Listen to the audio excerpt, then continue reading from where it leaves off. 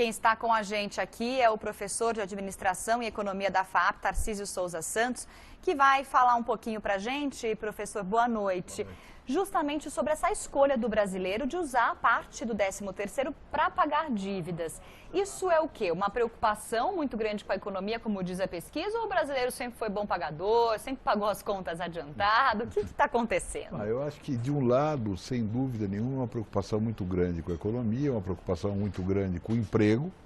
E, do outro lado, há um outro problema. Os juros de cheque especial e de cartão de crédito estão extorsivos. De modo que, na realidade, quer dizer, quanto mais curto for o período em que o indivíduo precisar ficar devendo para esses dois tipos de crédito, né, mais rápido deve ser a tentativa de pagar. Aliás, a gente sempre diz que, para quem está devendo em cartão ou em cheque especial, a melhor medida, se não houver dinheiro, é renegociar, trocando isso por um crédito mais barato. Porque qualquer outro crédito, inclusive consignado, é muito mais barato do que esse crédito de cartão e de cheque especial. Digamos que o 13º não dê para pagar a conta toda, a dívida toda. Então aí é negociar... Negociar para trocar o juro por um juro menor e escalonar no tempo de acordo com as possibilidades. E torcer para não perder o emprego. Isso é uma coisa que preocupa, né? O brasileiro está pensando não só em pagar a conta, mas também em garantir o trabalho, né? Muito. Existe uma perspectiva pior para o ano que vem? Perspectivas são bastante ruins. Espera-se que no final deste ano a gente tenha alguma coisa parecida com 1 milhão e poucos mil desempregados, e a perspectiva é que em dezembro de 2016 a gente tenha entre 15 e 16 desempregado 2 milhões de pessoas. Quer dizer, note bem, não é que não arrumou emprego para 2 milhões de pessoas, é que não só não arrumou emprego para 2 milhões de pessoas, como arrumou desemprego para mais 2 milhões de pessoas.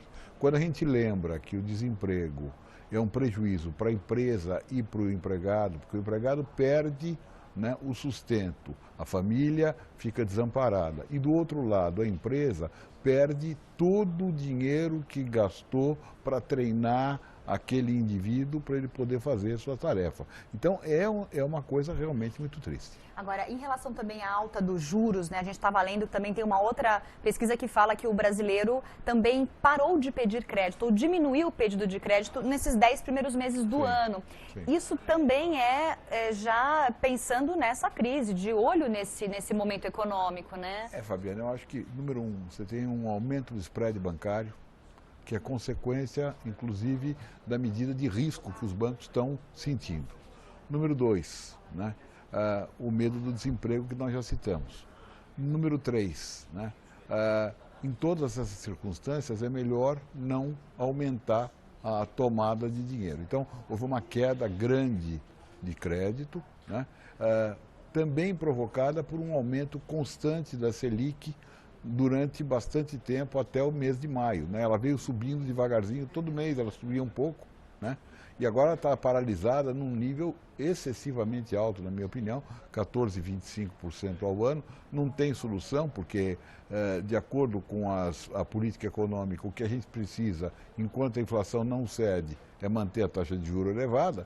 Porém, não tem nada pior do que recessão com inflação, que é o que nós estamos vendo agora. Agora, para quem está em casa assistindo essa entrevista e pensa, olha, quero manter meu emprego, quero segurar meu emprego, vamos ver se eu consigo me manter. Qual que é a melhor dica que você pode dar, professor, para quem tem um salário, tem as contas ou já não tem mais dívida? Como que faz para organizar esse orçamento, pensando em se preservar mesmo nesse ano que vai chegar e que vai ser um ano difícil? Primeiro, muito cuidado com as despesas e muito cuidado com qualquer investimento. Não é hora de investimento. Segundo lugar, o que é muito importante, olho vivo nas taxas de juros, que estão extorsivas. Terceiro lugar, negocie, pichinche, converse. Como eu disse outro dia, eu estava conversando com uma fisioterapeuta que me perguntou o que eu faço. Eu estou com muito medo de manter meu filho na escola, que é uma escola cara, porque eu não sei se eu vou conseguir ter clientes no ano que vem. E eu disse para ela, olha, eu acho que do mesmo jeito que você está com medo de não poder pagar a escola do seu filho, a escola está com medo de que você tire o seu filho da escola, de modo que você deve negociar com eles e ver se eles podem conceder uma bolsa parcial num caso como esse. E aí ela ficou toda feliz, porque alguns dias depois ela veio me contar que a escola tinha negociado a bolsa. De modo que, então, eu costumo dizer o seguinte: pichinche, discuta, recuse-se a pagar o primeiro preço, porque está ruim para todo mundo. Então é preciso ter uma certa vivacidade para escapar do pior, né? Claro, e também assim, não se perde o cliente e você também não perde o produto ou o serviço. Exatamente. Né? As escolas, falando justamente de escola, é uma preocupação justamente para o começo do ano, as matrículas ficaram mais caras, já tem um indício de aumento de matrículas para as escolas particulares, às vezes tem gente com mais de um filho na mesma escola, e isso é algo a se negociar. E o que é pior, né? Quer dizer, na realidade, o que eu pensei e disse a ela é exatamente o que eu sinto. Quer dizer, do mesmo jeito que para ela perder a escola do filho é importante, para a escola perder o aluno é importante. Sim. Então é preciso dividir um pouco, né, e ter uma atitude mais solidária, e certamente haverá, de modo que há jeitinhos para serem dados. Outra coisa que eu acho que é importante: tem dinheiro sobrando? Muito bem. Primeiro, quite as dívidas, porque nada está mais caro do que o juro de cartão de crédito e de cheque especial. Número 2, não tem dívida de cartão de crédito e cheque especial, vai aplicar o dinheiro? Tesouro Direto, porque é a alternativa melhor, dá mais liquidez, tem um retorno mais alto e é mais seguro e mais garantido. É isso que eu ia perguntar. O senhor falou, não é tempo de investir. Na verdade, não é tempo de gastar com coisas supérfluas ou pegar uma carta de crédito que tenha muito parcelamento ou muito longa. Agora, exatamente. Investimento de quem tem dinheiro sobrando, Tesouro Direto é a melhor pedida. Tesouro Direto Selic, Tesouro Selic, sem a menor dúvida, né? Quer dizer, não precisa nem pensar em nada, porque primeiro tem liquidez, segundo, paga o que a Selic está pagando. E terceiro, tem a garantia do governo, porque um papel do Tesouro tem essa grande vantagem.